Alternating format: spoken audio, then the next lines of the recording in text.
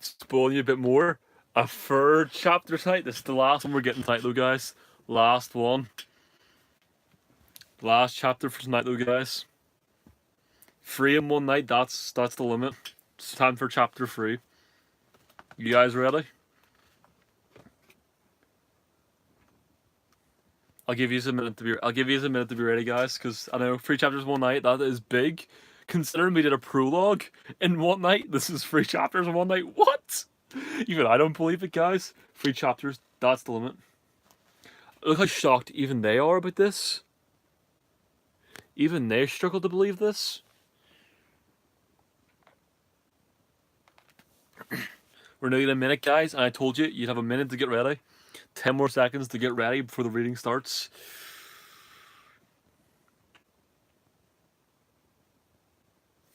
I can already calculate this will be successful. It's time to start chapter 3. Chapter 3. I know what you all want chapter 3 to be like, guys.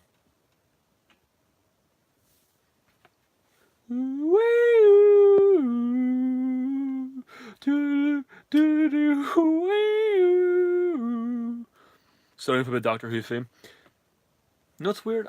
We have a friend, Thomas, who likes Doctor Who. He doesn't even watch these streams. Clearly he's a fake Doctor Who fan, seems like right now. Unless he watches these streams. Fake fan. Just saying. Just saying. Threw some shit there. I know. But if he watches these later, then he'll be a real fan again. So on to starting the reading now, guys. Only 2 minutes in. Gratius left his weeping wife. Back towards the main house. Vanessa was told to follow them. Marisa would tell her more about Opticia's birth. Eurus seemed to go too. The doctor stopped him with a gesture. Pretty impressive stuff, he said, indicating the sculpture. All my stuff is impressive, Eurus replied. Ah, I do see. Yes, I think I do, so the doctor said, nodding. The man half turned away, letting him go, but then suddenly pronounced another question. You must have seen a lot of Octavius working on him like this. Why do you think this happened to him? You just shrugged. How should I know? Sons of rich men, they get kidnapped. It happens. Who's he? Liam Neeson? That little loves an ad lib. You guys might tell. You guys probably tell.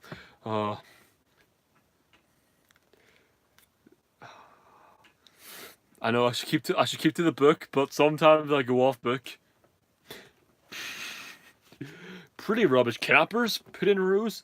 They've had him for days, and now in bar, do you ask for a ransom? Then he has gone off on his own somewhere. Perhaps he has been attacked by highwaymen. Perhaps he is drunk or in a tavern somewhere. It is none of my concern. Doctors seem to consider this. Yes, he could be. Of course. We're miles in the city, and he took no transport. You could be right. Not. Rose could tell he didn't believe it in the slightest. Perhaps he just didn't want to believe. It. It didn't want a mundane solution. Perhaps for the doctor, any little mystery to investigate was better than none at all. When did you last see the boy? The doctor asked, in his detective voice. Detective voice. When did you last see the boy?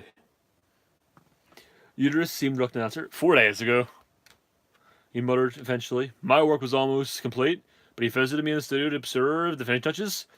I have a studio set up near the stables in order to work here. Must be interesting, said the doctor. I'd like to come and visit you there. Eurus shook his head firmly. I'd no one to see me at work. No one. Ah, the doctor said, then he began counting on his fingers. Hang on, 4 days ago. Stuff when the young master's the beard. Blimey, you could be the last person to see him. Perhaps. The sculptor shrugged. How do I know? Well, I do. I think we really have to visit the excellent studio of yours then. Start off the trail and all that. You're just pissed. I've told you. No one's allowed inside my studio. I'm an artist and I do not permit it. Not your studio, though, is it? Rose said. Rose. This place belongs to Gracius, and I bet he'd let us in there. Seeing as we're after his son-in-law. Eurus stepped forward, and for a moment, Rose thought he was going to hit her. He did not hit it. He did not. Oh, I mock. She tensed, but instead he reached out a hand and slightly touched her cheek. His hands were enormous, thick sausage fingers, encased in still leather gloves, but not the sort of hands she assisted with artists, but his clumsy physical appearance obviously belittled his skill, as proved by the stupidly lifelike sculpture of Euterus. You can come to my studio, the sculptor said to Rose, and suddenly realised the inevitability of what was to come next. I have a commission. A statue of a goddess! You're young and beautiful. You will be her. That is the only way I'll see my studio if I make you a goddess. This is what had been leading up to. Arriving in Rome, resting Gratius, being fired to his villa, meeting Eurus. It had always been going to happen because it was all there to bring them to this moment. The creation of a statue that would travel across hundreds of years, half of Europe, to end up in a basement room in the British Museum in the 21st century. Alright, said Rose. Doctor sat down on the edge of the pond, but standing with his feet in the water, smelling at a small, tiny fish that swam up to nibble his toes. Rose slipped off her sandals and joined them. So you're going to be a model then? He said to Rose. Rose, the model. Model Rose. She nodded glumly. Yeah, it looks like it. You know, if I'd be a bit more glam than this, posing for a caveman in a toga in someone's stables. It may not be glamorous, but this is important. We have to look in that studio. You think Euterus is dodgy? Rose asked. Doctor just shrugged. I don't know. Could be. I mean, I don't like him, but that doesn't mean he's dodgy. Although it hints at it.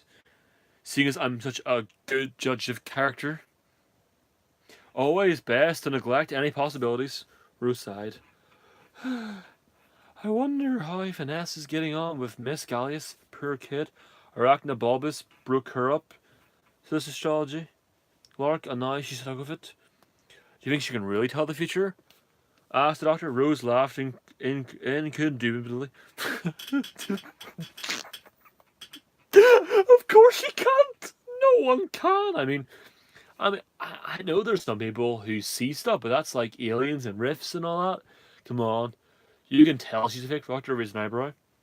Remember what they said about her in the cafe? Things she predicted? You've been watching too much living TV on the scanner? You have, Rose said, scarcely believing she had to explain to the doctor, of all people. She could have guessed about the building thing or heard rumours, and just because we all know the Roman Empire is going to fall, doesn't mean anyone who talked about it is a prophet. They're really just, pessimistic. Good logic, the doctor said. Thank you, said Rose. She thought for a moment. Mind you, there is something a bit weird about her. I wish she told me a bit more about herself. Wouldn't tell me where she came from. This TARDIS thing that's in my head, okay. So I can understand languages, which is, it's alright. But does not make it tricky to work out accents. I guess she must be speaking Latin, because everyone else can understand her. But I don't think she's from Rome, though she knows about Hadrian's Wall. But I don't think she's British. I'll keep trying, but the doctor was suddenly as still as a stone fallen by his side. So, he said after a moment, you don't believe this girl can tell the future? No, I don't, said Rose. So would you like to explain to me exactly how this Latin-speaking 16-year-old is aware of the Hadrian Wall that hasn't even started, which won't even start to think about building until at least the next year? That's why I call a really good guess. Rose just gasped at him. The doctor had gone off to talk to people around his estate. Talk. To try to work out where and when opportunities was seen last. He asked Rose to find Vanessa and see again if she could get her talking. But don't let her suspect you know her secrets, he said. Not for now, anyway. So, are we thinking she's dangerous? Rose asked. Because she didn't seem dangerous. I liked her. Do you like her? I don't not like her. But Justice League stole the line from this book, guys. Oh my goodness.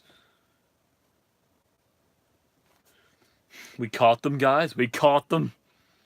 I do love that movie, though. There you go, then. Judge a character and all. That there's a bad guy here. It's that Euterus. I'm sure of it. Just be careful, the doctor told her.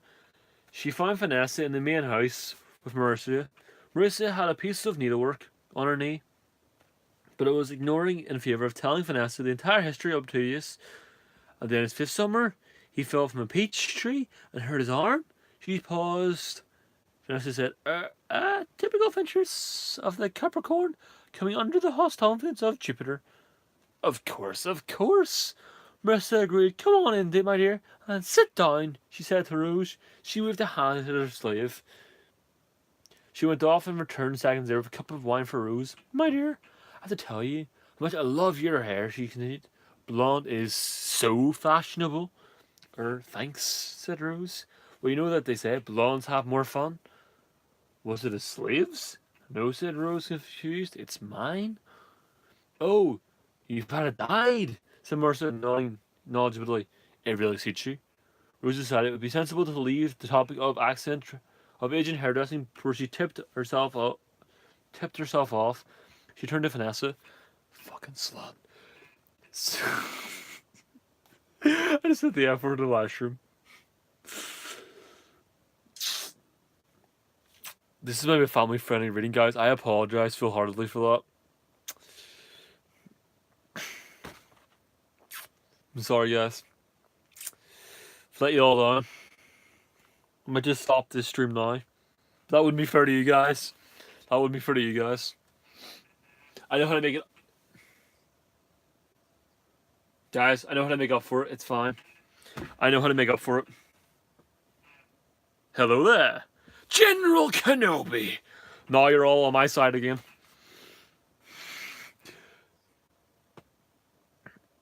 That can't happen. Still picked up any clues yet? Doing go give a nervous smell. I feel that Obturius is favoured by the gods, he said. Stars were at his birth were obtuse. I'm sure that he is safe. Great, said Rose, settling down. Well, my mind is greatly relieved, said Marissa, smiling. Well, finesses are considering his absolute destiny. We're trying to figure out who saw him last. Tell me, Marissa, do you know who this useless bloke is? Marissa's eyes widened. You think Urus might be connected to my son's appearance? I shall have my husband evict him from the estate at once. Rose hastened to care calmly. No, look! I'm just asking, Gracious said. He was a local boy, right? So you might know him, even if he is connected. I'm not saying he is, she added quickly. As Marissa's mouth flew open, we don't want him getting the wine up or anything. Keep him where you can see him, and that kind of thing. Marissa nodded reluctantly.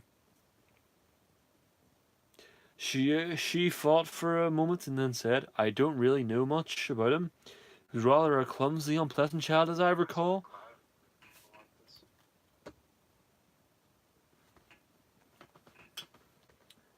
I was surprised to hear he was taking up art. It was sort of thought of a story that never changed, Rose. Thought an unpopular child, teased, ridiculed, but determined to fill his ambitions. Did he go to boys' model? And prove his dementors wrong. But anything happened less frequently. Boy makes good against all the odds. Because as she's seen for herself, as it happened over years of humiliation, the boy, now a man, suddenly found a success he had been seeking for. Perhaps more than that he ever dreamed of. Oh, never mind, it's not boys, model people. They're never successful. It was I'm sure, long ago, Marissa told her. Suddenly we began to hear his name everywhere. His statues appeared in the temples and shrines of Rome itself, and they were so admired we thought they must be by some other artist of the same name. But no, it was Uranus we knew. My husband pursued him for some time before he would agree to take our commission. She sighed. I think I am. Comforts me to know I can still gaze in the face of my child, even in times of darkness. Rose didn't say anything.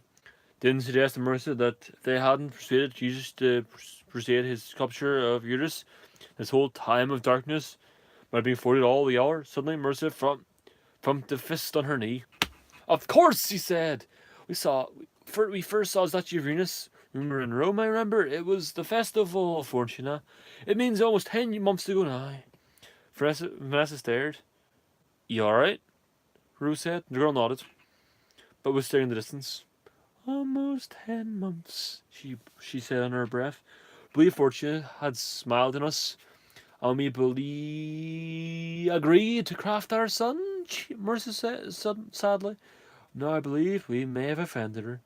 The name Fortuna repeated around Rose's head. That was what's on her statue in the British Museum, and perhaps soon she'll discover exactly how the statue got there. You still wants to do a sculpture of me, Rose said. Marissa looked surprised for a second. You're ugly? I mean, oh, but that's charming, she said. I know I was given permission to work in the studio for as long as he wishes, she said, nudgingly. Believe he fancies himself a partner of the arts. Anyway, you must stay as our guest until the work is complete. I don't want to put you out, said Rose.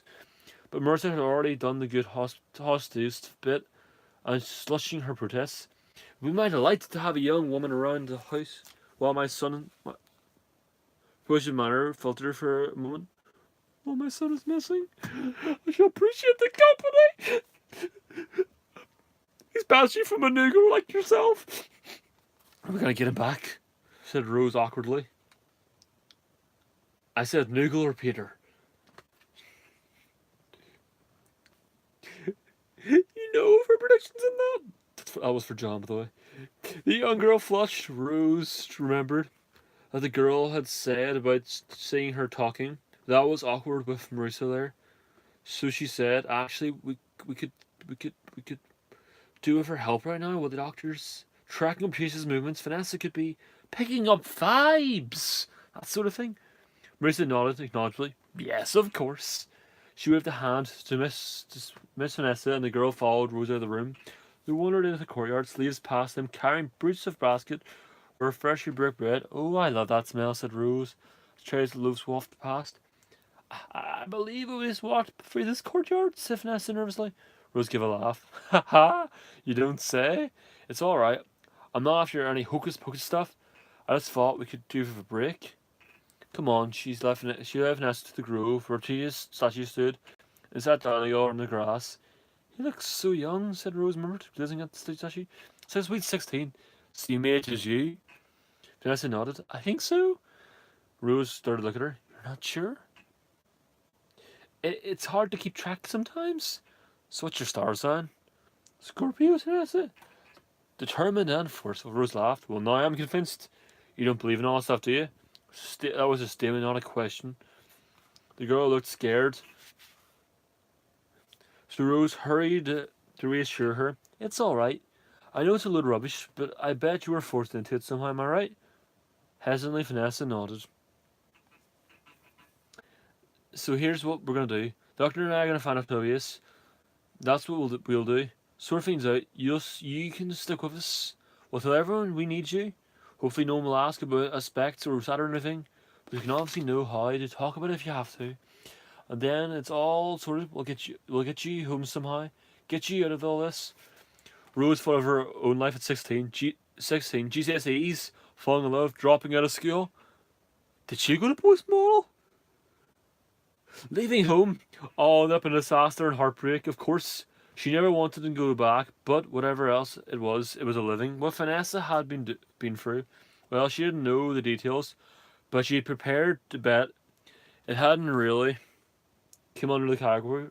Rose had thought Vanessa would be pleased, but she, the girl, and she saw she was going to cry again. Hey, what is it? She said, folding her into a hug. I don't have a home, said the girl. Not anymore. And that is the end of chapter 3, guys. Sad, guys. I know you're all wondering. Jack, when will chapter 4 come out? What's happened next? Tune in next time. Same live stream. Same channel. Bye, guys. Bye, John and Peter. And anyone else who could be watching.